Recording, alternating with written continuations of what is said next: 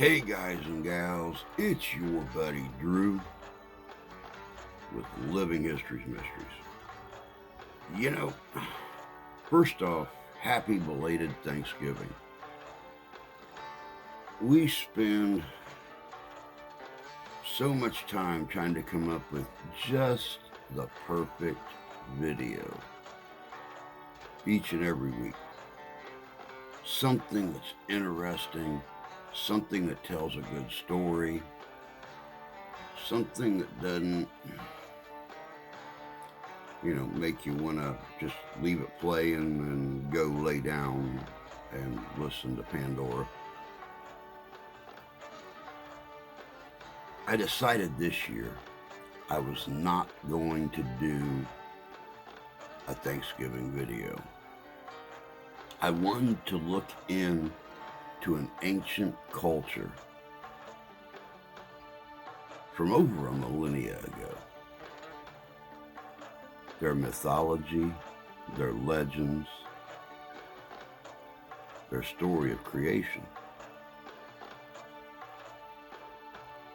And what I found, let's just say it even surprised me. Check us out. This is good.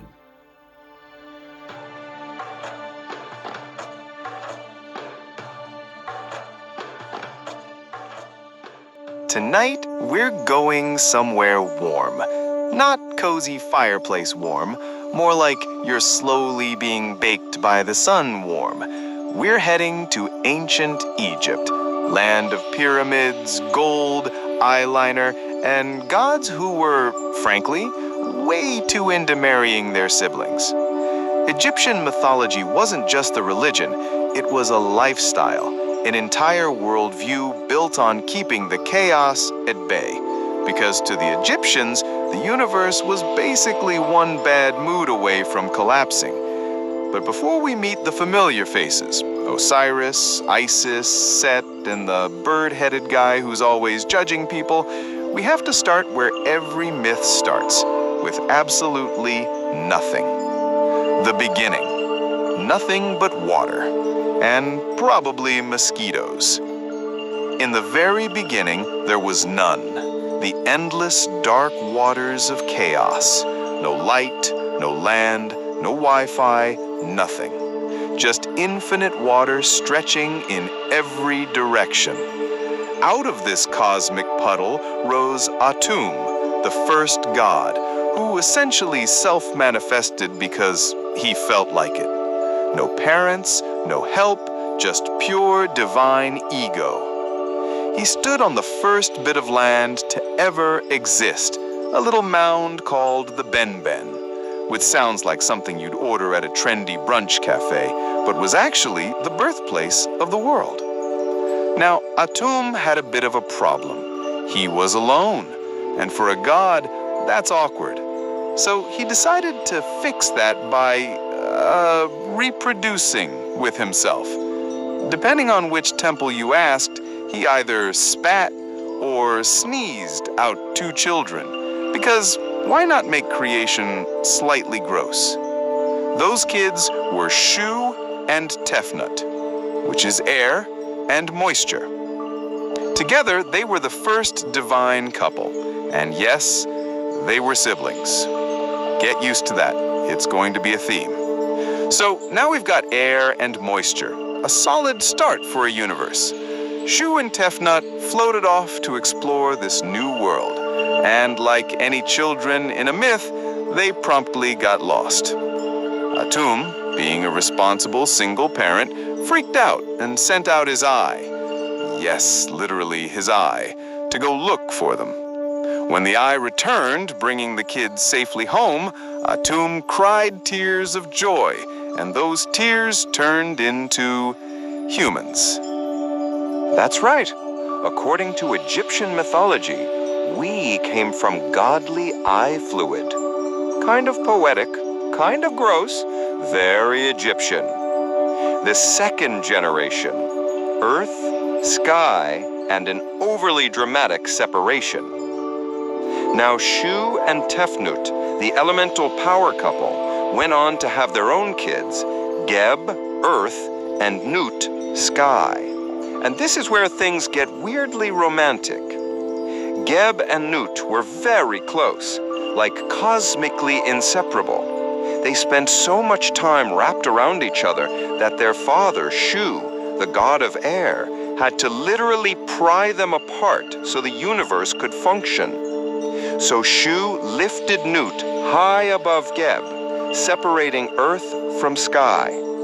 That's why in Egyptian art, you'll often see Nut arched across the heavens, while Geb lies flat below, usually with a smug grin, like he knows something. Between them is Shu, forever keeping them apart, basically the first divine third wheel in history. Nut wasn't thrilled about the separation. She loved Geb and wanted to stay with him, but the universe had rules now. And like any rebellious sky goddess, she immediately started breaking them. See, Nut got pregnant, and not just once. She was carrying 5 children. But Ra, the sun god and cosmic CEO, decided this was a terrible idea.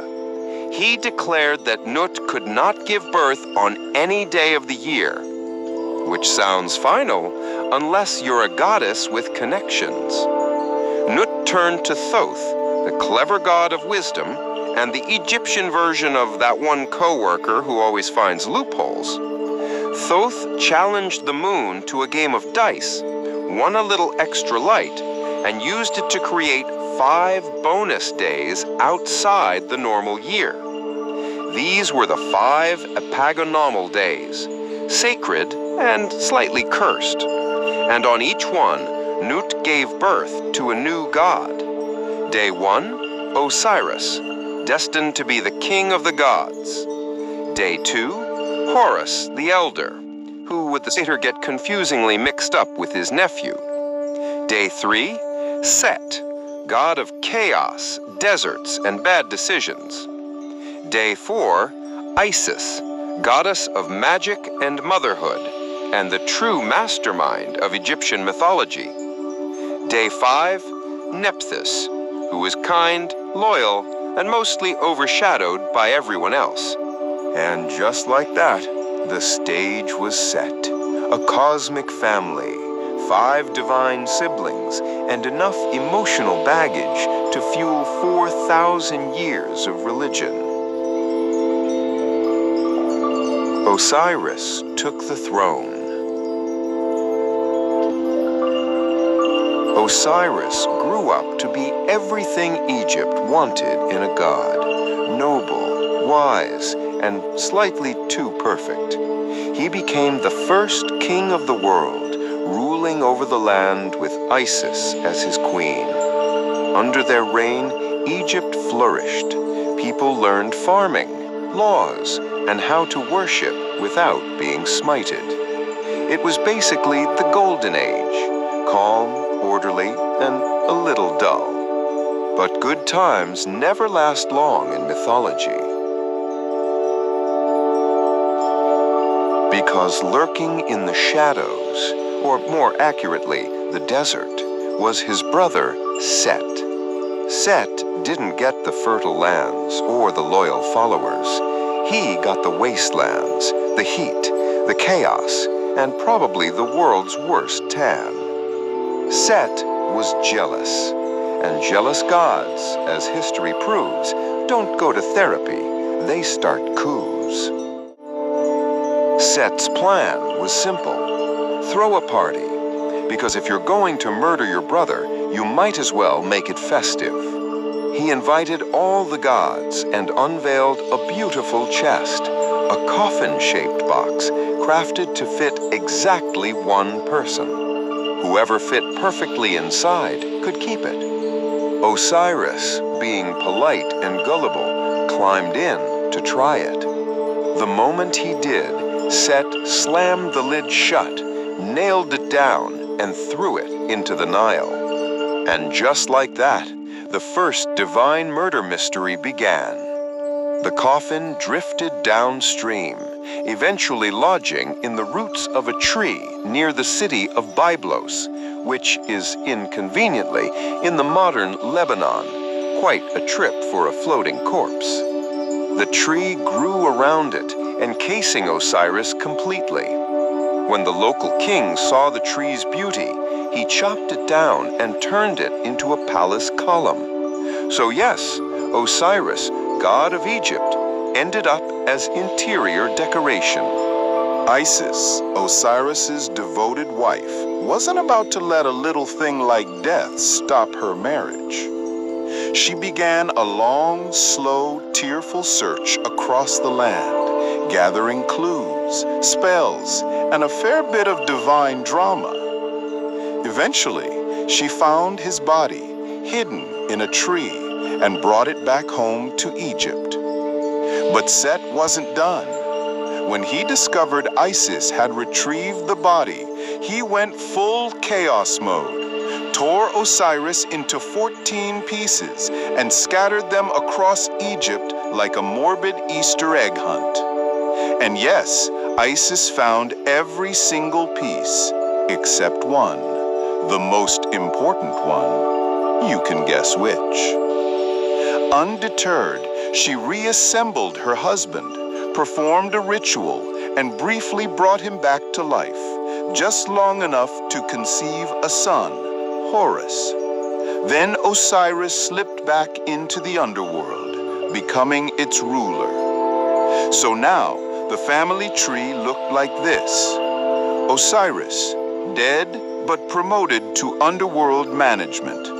Isis, single mom and part-time necromancer. Set, murderer, self-appointed king. Horus, the angry baby destined to avenge his dad. The boy who would be king. Horus grew up in hiding, raised by Isis in the marshes of the Nile. She protected him from Set with spells, crocodiles, and probably a lot of guilt trips. When he was old enough, Horus challenged Set for the throne. The result was a series of trials, contests, and absurd divine lawsuits that lasted 80 years. Yes, even gods have bureaucracy. In one memorable episode, Set and Horus literally turned into hippos to fight underwater for 3 days. Egyptian mythology really commits to the bit. Eventually, the gods got tired of the chaos and brought the case to a divine court. After much debate and Isis outsmarting Set at every turn, the throne was finally awarded to Horus. Balance was restored. Set was banished to the desert where he could rage in peace. Horus became king of Egypt, Osiris ruled the underworld, and Isis remained the ultimate queen mother. The cosmic lesson.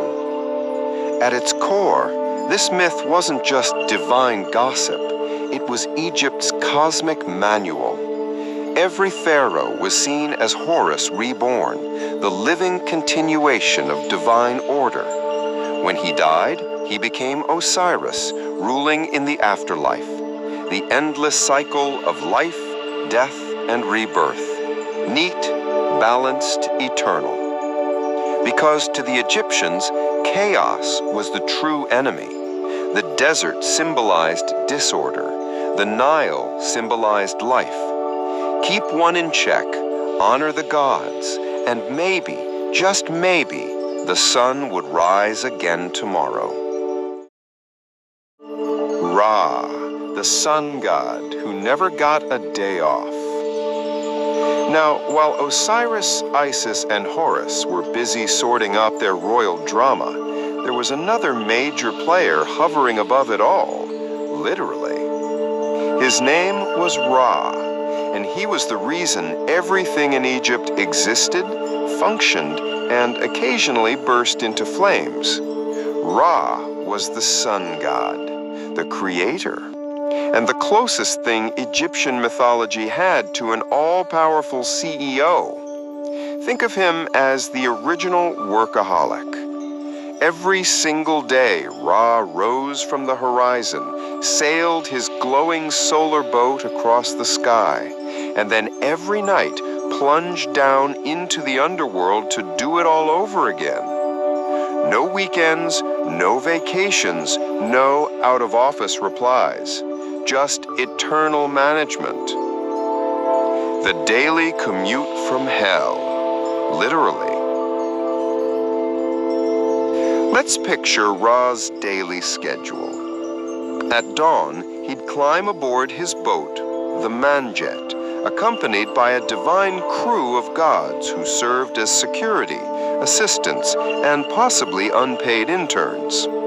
Together, they'd sail across the sky, bringing light, warmth, and existential hope to humanity. But when the sun set, that's when things got interesting.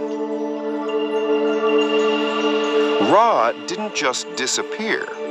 He descended into the underworld, known as the Duat, for a perilous nightly journey. There, he traveled through 12 gates, each representing an hour of darkness, filled with monsters, demons, and other fun cosmic hazards.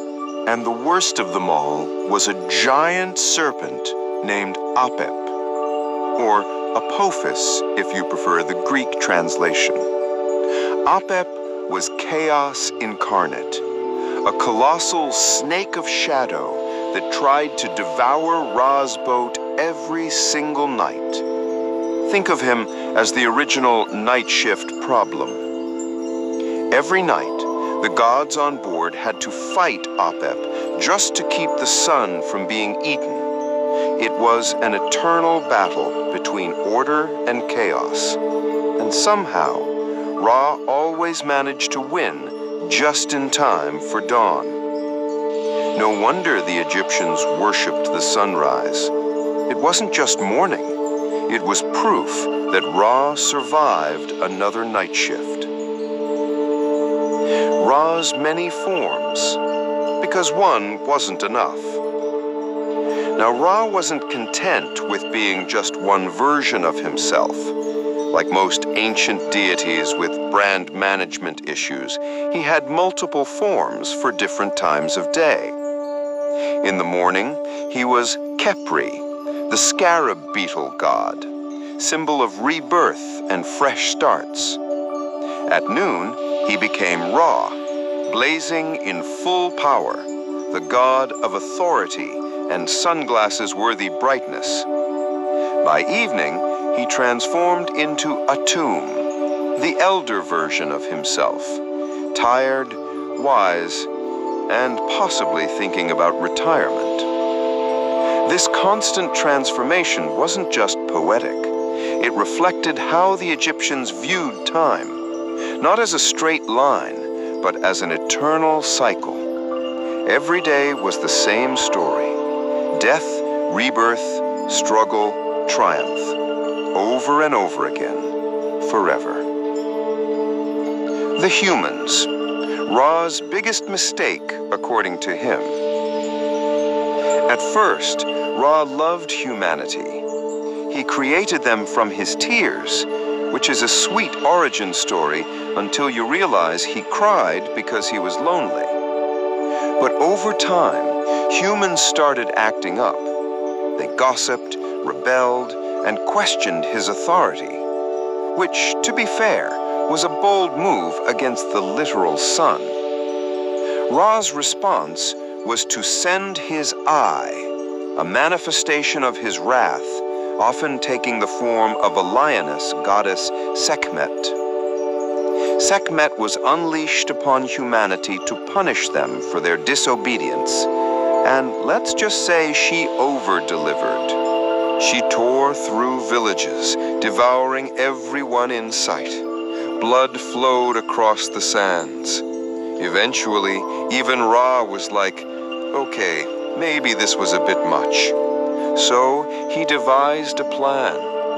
He ordered the other gods to brew beer mixed with pomegranate juice, coloring it to look like blood. They poured it across the fields, and when Sekhmet came across it, she drank it, thinking it was more blood. She got drunk, very drunk, passed out, woke up as Hathor, the gentle goddess of love, music, and hangovers. And that's how Egypt went from mass destruction to festivals and dancing, all thanks to divine alcohol. But Ra grew tired. This whole ordeal left Ra weary. He'd been ruling since the dawn of time, fighting chaos, managing humans, and keeping the universe intact. Frankly, he'd had enough. He decided to retire, which for a god means ascending to the sky permanently. He left the earth and began sailing the heavens, handing over earthly affairs to Osiris and the new generation of gods. The people wept, but Ra had made up his mind. Even immortals need a break.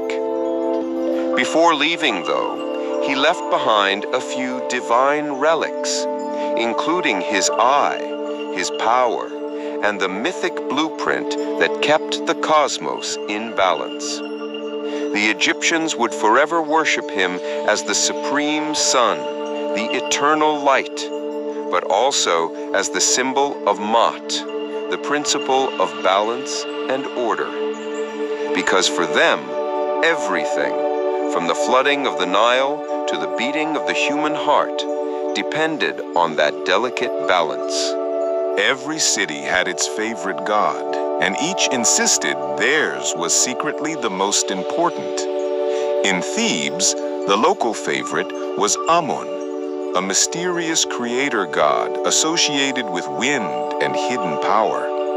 When Thebes rose to prominence politically, their priests made a bold theological move. They merged Amun with Ra. The result? Amun-Ra, the ultimate hybrid deity. This was divine politics at its finest. By combining the sun god's universal power with the hidden god's mystery, the priests created a deity who was both visible and invisible, transcendent and personal, a god who could basically do everything. Amun-Ra became the king of the gods, the divine embodiment of empire. Temples to him sprang up everywhere, the most famous being Karnak, a sprawling complex so grand that even today its ruins feel larger than life. Every year, grand festivals celebrated his journey from Karnak to Luxor, symbolizing renewal, fertility, and, of course, political propaganda. The afterlife bureaucracy expanded. With Ra and Amun-Ra at the top, Egyptian religion became an organized machine.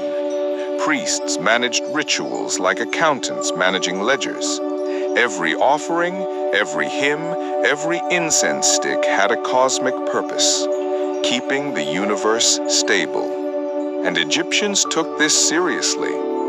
They believed that even gods could weaken if people stopped honoring them. The temples weren't just places of prayer, they were maintenance stations for divine power. If you wanted your crops to grow, your pharaoh to live, or the sun to rise on schedule, you'd better keep those rituals going. And they did, for thousands of years. One of the most fascinating and slightly shady myths about Ra involves Isis, the goddess of magic. Remember her from part 1? The ultimate divine problem solver? Well, she wasn't done being clever. You see, Isis wanted her son Horus to be the most powerful god of all. And to do that, she needed Ra's secret true name, the source of his power. So she set a trap. She took a handful of Ra's drool, yes, drool, mixed it with clay, and created a magical snake. She placed it where Ra would walk. When the sun god passed by, the snake bit him. Even the most powerful god in Egypt was suddenly in agony. None of the other gods could help. Only Isis appeared, offering to heal him, but only if he revealed his secret name. In pain and desperation, Ra agreed. Whispering his true name, he transferred a portion of his power to Isis. She cured him, but kept the secret, passing it on to Horus. It's a story about cunning triumphing over authority, and a gentle reminder that in Egyptian mythology, wisdom and maybe a little trickery often beats brute strength. The cosmic balance, Ma'at versus Isfet. Through all of these tales, Ra's creation, his battles, his weariness, his clever rivals, one theme never changes. The fight between Ma'at, order, truth, balance, and Isfet, chaos, lies, disorder. For Egyptians, life wasn't about conquering chaos once and for all. It was about maintaining balance every day, forever. Ra's eternal journey across the sky wasn't just celestial spectacle. It was the universe's heartbeat. The sun's rising symbolized the victory of order. Its setting marked the return of uncertainty. And just like Ra, humans had their own daily battles to act justly, to speak truthfully, to keep the chaos of life from taking over. It's oddly comforting, really. In a world that often felt unpredictable, floods, famine, and pharaohs with questionable decision-making, Egyptians found peace in the idea that even the gods were struggling to keep it together. Nightfall over the Nile. As the sun dips below the horizon and Ra sails once again into the dark, the world holds its breath. The people of Egypt watch the twilight fade, whisper prayers, and trust that tomorrow will come, because Ra always keeps going, no matter how many times chaos tries to swallow him whole. And as we drift deeper into the mythology, we'll find even stranger tales waiting. From Thoth, the scribe of the gods, who basically invented time, to Anubis, the jackal-headed embalmer who turned death into an art form. For now, just imagine the desert cooling, the stars reflecting in the Nile, and the faint glow of Ra's boat slipping through the underworld, silent, steady, eternal. Because even gods need their routines. Anubis, Thoth, and the bureaucracy of the afterlife. If you've made it through Ra's endless commute and the gods' cosmic family drama, congratulations, you're now ready to die. Don't worry, I mean that in the Egyptian sense. Calmly, ceremonially, surrounded by incense, gold, and several very confused priests. Because in ancient Egypt, death wasn't an end. It was more like transferring departments. You packed up your soul, filled out the proper spiritual paperwork, and prepared to navigate the single most complicated afterlife system ever invented. And at the center of that system were two gods, Anubis, the embalmer, and Thoth, the divine scribe. They were the quiet professionals of the pantheon. No wild parties, no throne fights, no snake battles at sunset, just pure, uncut, divine administration. The jackal who watched over the dead. Let's start with Anubis, jackal-headed, sleek, and always uncomfortably calm. He was the god of mummification, tombs, and protection of the dead. In every piece of Egyptian art, he's doing the same thing, standing silently over a mummy, hands poised, eyes calm, like the universe's most professional mortician. But Anubis wasn't just a god of death. He was a god of transition. Egyptians didn't fear him. They trusted him. He was the one who made sure the soul didn't get lost on its way to eternity. Why a jackal, though? Because jackals in Egypt were scavengers that hung around cemeteries. And the Egyptians, rather than fearing them, decided to promote one into a god.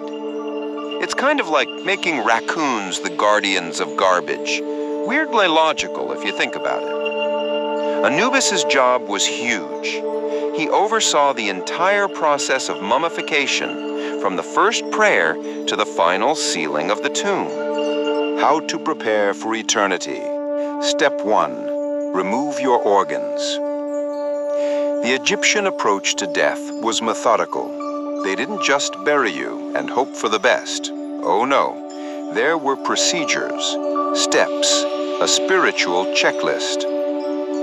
First, the embalmers removed your internal organs, except the heart. The heart stayed in place because it was considered the seat of emotion, memory, and morality.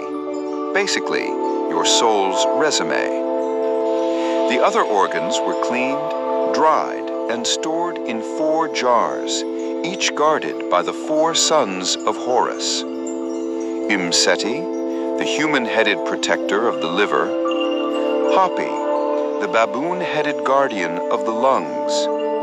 Duamutef, the jackal-headed keeper of the stomach.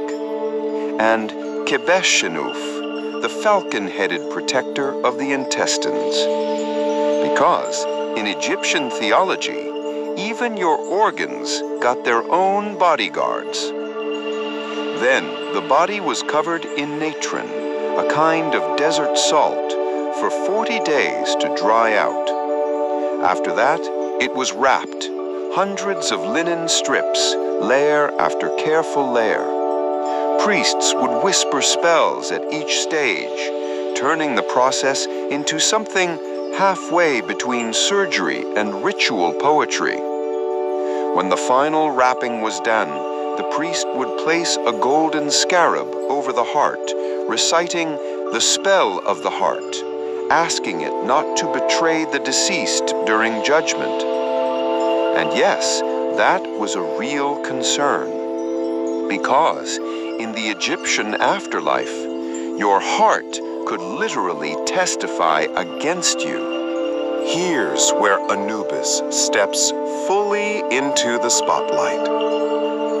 After death, the soul traveled through the Duach, a twisting labyrinth of gates, guardians, and terrifyingly specific questions like, do you know the name of the crocodile that guards the first hour? And yes, there was a right answer.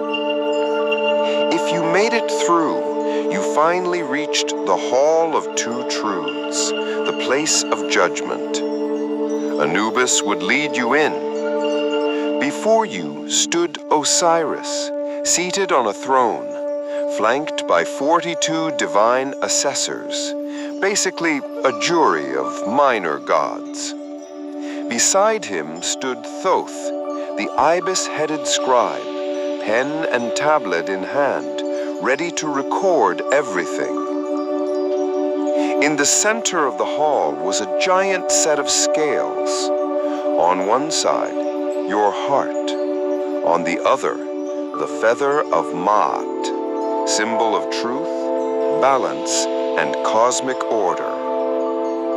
If your heart was lighter than the feather, congratulations, you passed. You'd move on to the field of reeds, a peaceful paradise that looked suspiciously like a perfectly irrigated version of Egypt. If your heart was heavier, then Amit, the devourer, part lion, part crocodile, part hippo, would eat it. Instant annihilation. No hell, no torment, just deleted. It wasn't about eternal punishment. It was about whether you'd lived in harmony with Maat. Had you been honest, fair, kind? If yes, you got eternity. If no, well, there's always next life. It's oddly comforting that, for all their obsession with death, the Egyptians viewed judgment not as cruelty, but as cosmic housekeeping. Thoth, the god who kept the minutes. Now let's talk about Thoth, the god who made sure the universe ran on schedule. He had the head of an ibis, that elegant long-beaked bird often seen wading through the Nile's shallow waters, looking deeply unimpressed. Thoth was the god of writing, language, mathematics, and time itself. He was the divine secretary who recorded every event, from Ra's sunrise commute to your last breath.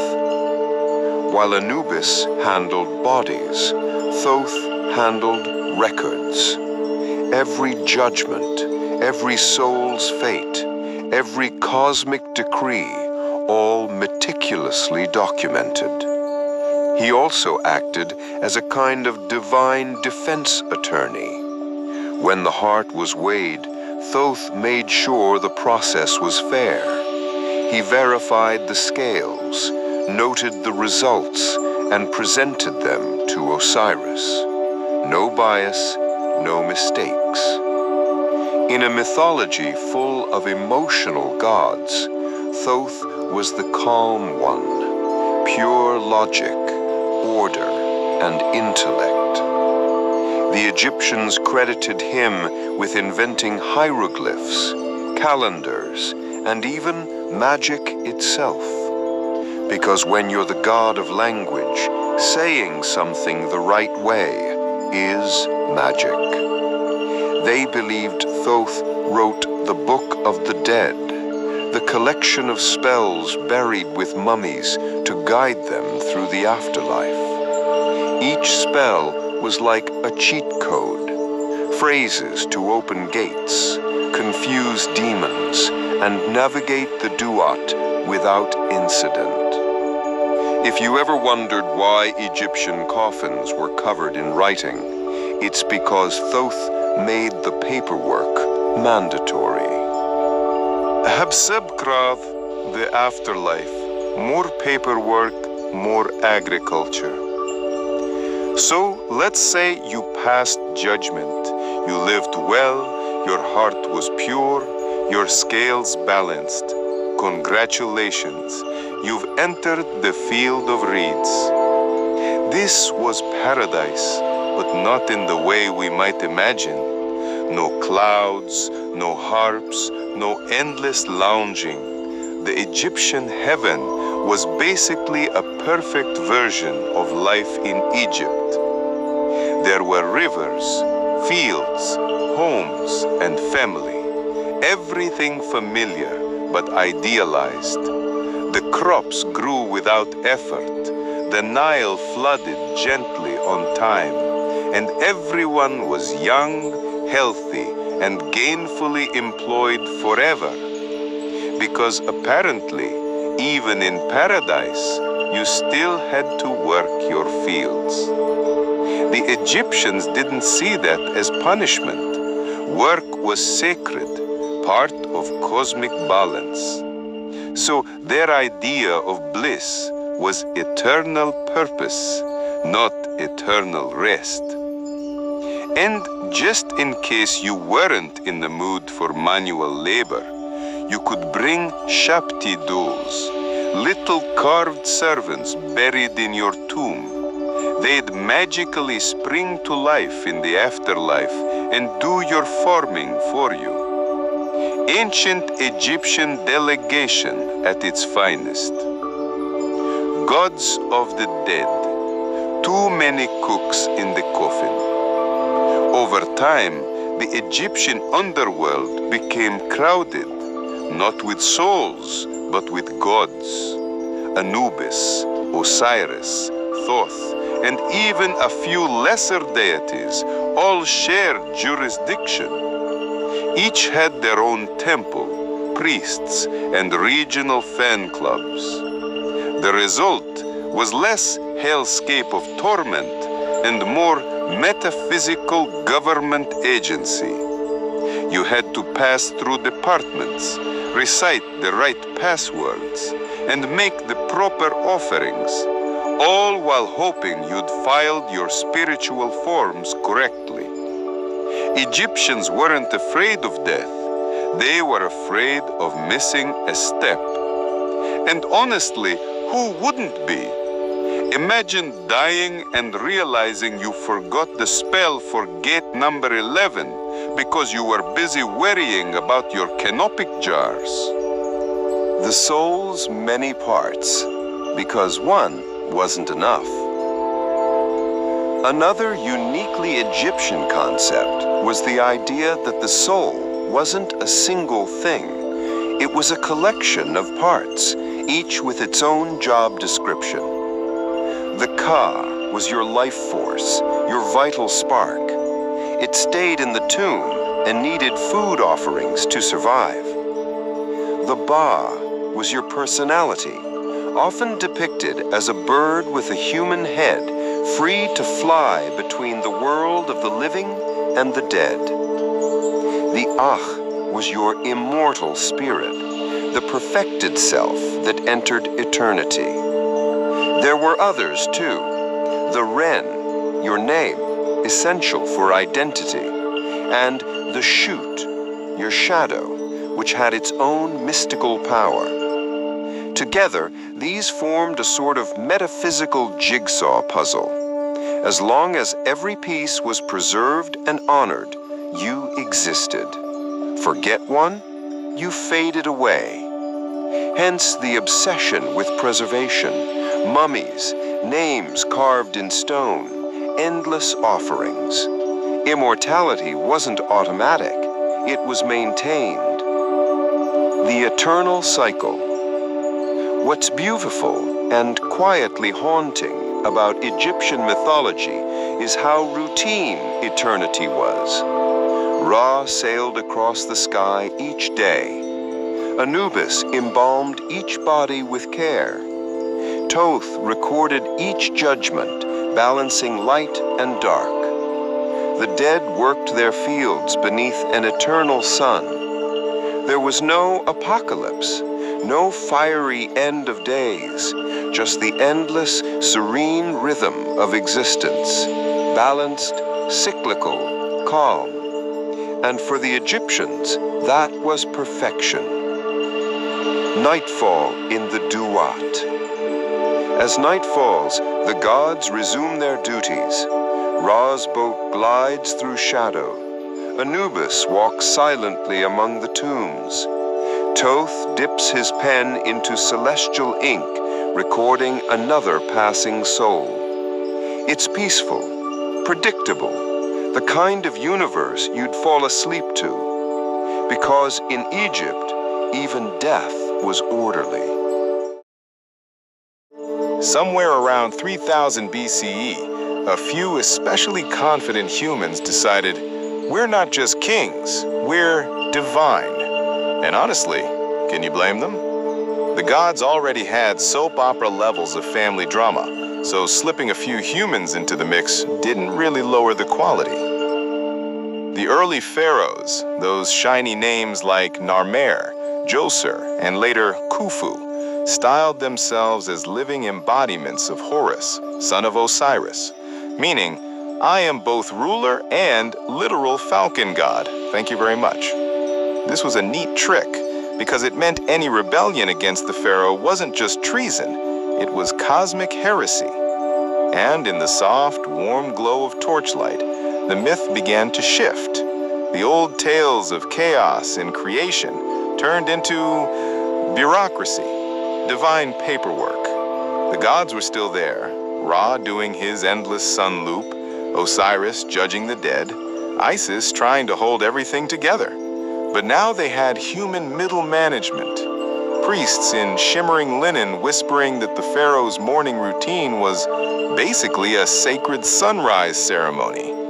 It sounds exhausting, but very on brand for Egypt. Now, the cult of the afterlife. Let's glide, quietly, into one of the weirdest and most fascinating obsessions in all of human history. Death. Or rather, beating death through meticulous embalming and a truly alarming number of amulets. Egyptians didn't really believe you died. You just moved. It was like a cosmic change of address. The body stayed here. The spirit went to the field of reeds, which was sort of heaven, but with more crops and fewer clouds. Mummification wasn't about preservation for museum displays, obviously. It was a literal survival kit for eternity. Your soul, or rather your complicated Egyptian soul with multiple parts, Ka, Ba, Ach, and so on, needed a home base. The body was the anchor. And yes, they removed the brain with a hook through the nose, because apparently the brain wasn't the important part. The heart was. Egyptians truly believed thinking and emotion lived in the chest. It makes sense in a poetic, slightly medieval kind of way. Meanwhile, the Book of the Dead, not actually a single book, but a customizable scroll of magical cheat codes, was tucked beside your wrapped body. In it, you'd find helpful instructions like how not to get eaten by a crocodile demon, and what to say when your heart is weighed against a feather. If your heart balanced with Ma'at's feather of truth, you were good. Eternal bliss, green fields, endless sunshine. If not, well, you became crocodile food for eternity. Ra's slow decline, and everyone else's attempts to replace him. Back in the cosmic sky loop, the sun god Ra was starting to feel his age. He'd been shining for millennia, doing the whole die every night, fight a snake, get reborn at dawn routine. You'd think someone would give him a vacation, but no, Egyptian theology demanded punctuality. As the centuries rolled on, new gods began applying for Ra's job. Amun, for instance, started as a local Theban deity, sort of the quiet guy at the divine office party, and slowly merged with Ra to become Amun-Ra, the ultimate hybrid, the hidden one who also shines everywhere. Basically, a celestial rebrand. The priests of Thebes loved this. It made their temple the spiritual headquarters of Egypt. Pilgrims, offerings, taxes, all rolling in. Ra didn't mind, probably, though at this point the mythology was less about belief and more about maintaining the sacred machinery of empire. Down below, mortals built temples so vast you could practically hear them hum in the desert heat. Karnak, Luxor, Abydos, each one designed to remind you how small you were compared to eternity. You can still stand there today, staring up at the hieroglyphs, and feel like you're inside the lungs of some sleeping god. And then came that pharaoh. You know, the one who decided to unplug thousands of years of divine tradition because of creative differences. Akhenaten, born Amenhotep IV, looked at Egypt's vast pantheon and thought, too messy, let's do minimalism. So he promoted one god, the Aten, the visible sun disk, and sidelined everyone else.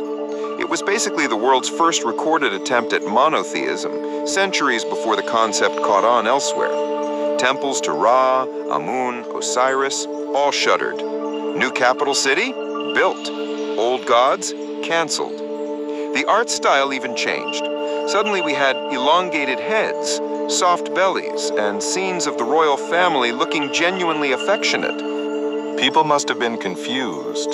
Imagine waking up one morning and being told your 27 gods are now obsolete. And also, your local priest just got laid off. Not ideal. Akhenaten's reign didn't end well, of course. After he died, Egypt basically pretended the whole thing never happened. His son, the very young Tutankhaten, later rebranded as Tutankhamun, restored the old gods, reopened the temples, and quietly changed his name back. Ironically, the most famous pharaoh in history is remembered mostly because his tomb happened to survive looters, not because he did much, mythologically speaking. Sometimes immortality really is about good real estate luck. Dash, dash, dash, dash, dash. The long fade into shadow. By the time the later dynasties rolled in, Egyptian religion was a bit like a faded family tapestry, still beautiful, but fraying around the edges. The Greeks arrived, found all these gods, and went, "Oh, neat, we'll just rename them." Hermes became Thoth, Isis was adored in Rome, and even crocodile-headed Sobek got a fan club. But slowly, quietly, the Nile's divine caste was losing its audience. When Christianity took root in Egypt, many old temples were converted, the chants silenced. The gods who once ruled sun, death, and creation drifted into mythic memory. Their statues, half buried in sand, waited for the day tourists would pose beside them, holding plastic water bottles. And yet, there's something oddly comforting about that. The Egyptian gods never died the way later mythology said gods could die. They just went to sleep, much like Ra disappearing at dusk only to return in another form. Stories, art, museum glass cases, even bedtime history videos whispered into the dark. The eternal return. If you've made it this far and your eyes are still somewhere in the same dimension, congratulations. You've just traveled through 5,000 years of cosmic bureaucracy, divine drama, and beautifully unnecessary tomb design. Egyptian mythology is many things: tragic, repetitive, glorious, and weirdly human. Every god has their dysfunction, every pharaoh their insecurity, and every story, no matter how grand, loops back to the same rhythm: creation, death, renewal. Ra rises, Ra sets. Osiris dies, Osiris returns. The Nile floods, recedes, floods again. The world breathes in cycles, and we're all just tiny grains of sand rolling through time's hourglass. So maybe the Egyptians weren't obsessed with death at all.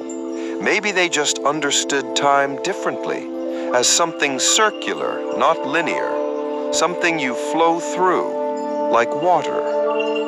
And as the night deepens around us, maybe that's the quiet lesson they left behind. That endings are just pauses. That sleep is just another form of resurrection.